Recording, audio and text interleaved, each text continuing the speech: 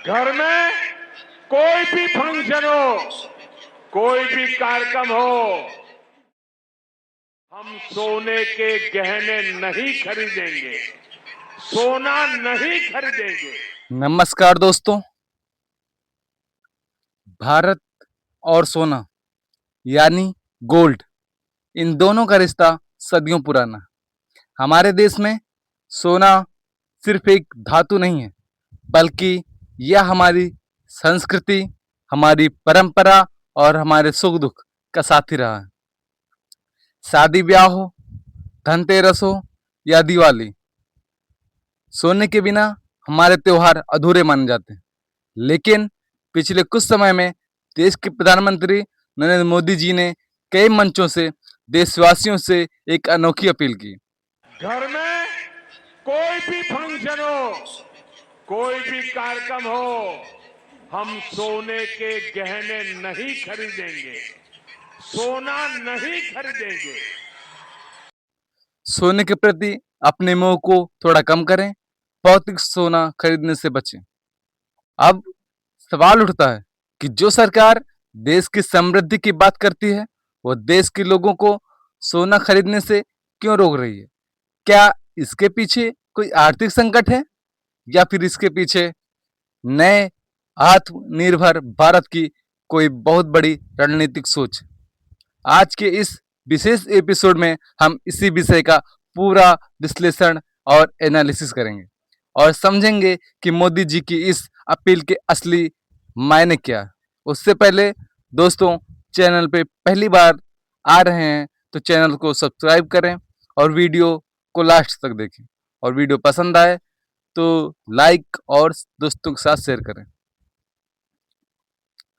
इस अपील के मायने समझने के लिए हमें सबसे पहले भारत के इंपोर्ट बिल यानी आयात के आंकड़ों को समझना होगा। भारत दुनिया में सोने का दूसरा सबसे बड़ा उपभोक्ता है।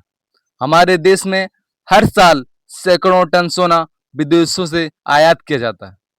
अब जरा सोचिए, जब हम विदेशों से सोना खरीदते हैं तो हमें उसका भुगतान किस में करना पड़ता है? अमेरिकी डॉलर में। इसका सीधा असर भारत के विदेशी मुद्रा भंडार फॉरेन एक्सचेंज रिजर्व पर पड़ता है। जब भारत बहुत अधिक मात्रा में सोना खरीदता है तो देश का अरबों डॉलर बाहर चला जाता है। कच्चे तेल यानी क्रूड ऑयल के बाद सोना दूसरी ऐसी चीज है जिसके आयात पर भारत सबसे ज्यादा पैसा खर्च करता है। मोदी जी की इस अपील का पहला और सबसे बड़ा मायना यही है। देश के चालू खाता घाटे, करंट अकाउंट डिफिसिट यानी कैड को नियंत्रित करना। अगर देश का पैसा सोने जैसी मृत पूंजी, डेड एसेट्स में फंसा रहेगा तो सरकार के पास बुनियादी ढांचे जैसे सड़कें, अस्पताल, स्कूल और रक्षा क्षेत्र में निवेश करने के लिए धन की कमी हो जाएगी। इसलिए सरकार चाहती है कि यह पैसा विदेशों में जाने के बजाय देश के भीतर ही घूमे और देश के विकास में काम आए। प्रधानमंत्री मोदी ने अक्सर अपने भाषणों में डेड एसेट शब्द का संकेत दिया है। आर्थिक दृष्टिकोण से जब आप सोना खरीदकर उसे अपने घर की तिजोरी या बैंक के लॉकर में रख देते हैं तो वह सोना देश की अर्थव्यवस्था के लिए सो जाता है। लॉकर में रखा हुआ सोना न तो कोई नई नौकरी पैदा करता है, न किसी कारखाने की स्थापना करता है और ना ही उससे कोई उत्पादन होता है। वह सिर्फ एक जगह पड़ा रहता है। हाँ, व्यक्तिगत रूप से आपकी संपत्ति की कीमत जरूर बढ़ती है, लेकिन देश की आर्थिक चक्र मतलब इकोनॉमिक साइकिल में उसका कोई योगदान नहीं होता। मोदी जी की अपील का दूसरा मायना यह है कि लोग अपनी बचत को उत्पादिक संपत्तियों में लगाएं। अगर वही पैसा बैंकों में फिक्स्ड डिपॉजिट यानी एफडी के रूप में रहे, म्यूचुअल फंड में जाए या शेयर बाजार के माध्यम से भारतीय कंपनियों में निवेश हो तो कंपनियां नए प्लांट लगाएंगी, नए रोजगार पैदा होंगे और देश की जीडीपी बढ़ेगी। तिजोरी में बंद सोना देश को आगे नहीं बढ़ा सकता, लेकिन देश के उद्योगों में लगा पैसा देश की तकदीर बदल सकता है। जी हाँ दोस्तों, यहाँ एक बात साफ करना जरूरी है। मोदी सरकार यह नहीं कह रही कि आप सोने में निवेश ही ना करें।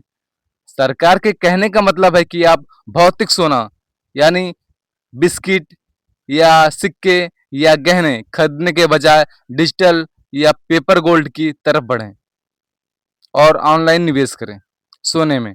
और इसी सोच के तहत सरकार ने सॉवरेन गोल्ड बॉन्ड योजना की शुरुआत की थी। आइए समझते हैं कि यह काम कैसे करता है और मोदी जी की अपील इससे कैसे जुड़ी है। जब आप सॉवरेन गोल्ड बॉन्ड खरीदते हैं तो आपको सोने की शुद्धता की चिंता नहीं करनी होती, ना ही लॉकर के किराए की और ना ही चोरी होने का डर होता है। सबसे बड़ी बात, यह बॉन्ड पर सरकार आपको हर साल 2.5% का निश्चित ब्याज भी देती है और मैच्योरिटी के समय सोने की जो भी बाजार कीमत होगी उतना पैसा आपको मिल जाता है। इसके मायने बहुत गहरे हैं। जब आप गोल्ड बॉन्ड खरीदते हैं तो आपका पैसा सरकार के पास जाता है। सरकार उस पैसे का इस्तेमाल देश के इंफ्रास्ट्रक्चर डेवलपमेंट जैसे हाईवे, रेलवे और डिजिटल इंडिया में निवेश करती है। यानी आपका निवेश भी सुरक्षित रहा, आपको सोने की कीमत का फायदा भी मिला और देश को विकास के लिए पैसा भी मिल गया। यह एक विन विन सिचुएशन है इंडिया के लिए। भारत में सोने का एक बहुत बड़ा सामाजिक और भावनात्मक पहलू भी है, खासकर हमारी माताओं बहनों के साथ। स्त्री धन के रूप में सोना महिलाओं की सामाजिक सुरक्षा की गारंटी माना जाता है। मोदी जी की इस सांस्कृतिक महत्व को बखूबी जानते हैं, इसलिए उनकी अपील का मकसद हमारी परंपराओं को ठेस पहुंचाना नहीं है, बल्कि समाज की सोच को आधुनिक बनाना है। आज के समय में जब आप सोने के गहने खरीदते हैं तो उसमें मेकिंग चार्जेस का यानी गढ़ाई का भारी खर्च शामिल होता है। जब आप उस सोने को बेचने जाते हैं तो वह पैसा कट जाता है, यानी आम जनता को नुकसान होता है। मोदी जी की अपील का सामाजिक मायना यह है कि देश की जनता, विशेषकर मध्यम वर्ग, इस वित्तीय नुकसान से बचे। यदि लोग सोने के प्रति अपना नजरिया बदलेंगे और कागजी या डिजिटल सोने को अपनाएंगे तो उनकी बचत अधिक सुरक्षित और अधिक लाभदायक होगी।